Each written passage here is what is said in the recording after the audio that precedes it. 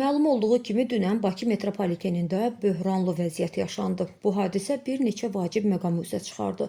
Birincisi, Bakı metropoliteninin rəisi Vüsal Aslanov imtahandan 2 aldı.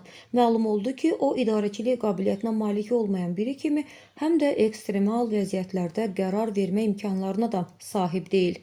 Bunun ardınca Tribuna Az'da maraqlı bir məlumat paylaşıldı. Hələ 2019-cu ildə Bakı metropoliteni qapalı səhmdar cəmiyyəti üçün ümumi gücü 39 meqavat olan 17 ədəd generator alınmışdı ki, bəs belə hallarda qatarlar tuneldə qalmasın. Məlumatda qeyd olunur ki, bu barədə Ağ Partiyanın aparat rəhbəri Kəmran Məmmədli danışıb. O bildirib ki, 2019-cu ildə hələ metronun qiyməti 30 qəpik idi. 100% qiymət artımı olduğu deyildi ki, bəs xidmət keyfiyyəti artacaq və yeni avadanlıqlar alınacaq. Əslində bəs nə oldu? Metro rəhbəri yeni avadanlıqlar aldı, amma tunellərdə qatarların yox, villaların həyətindəki hovuzların filtrlərini yenilədilər.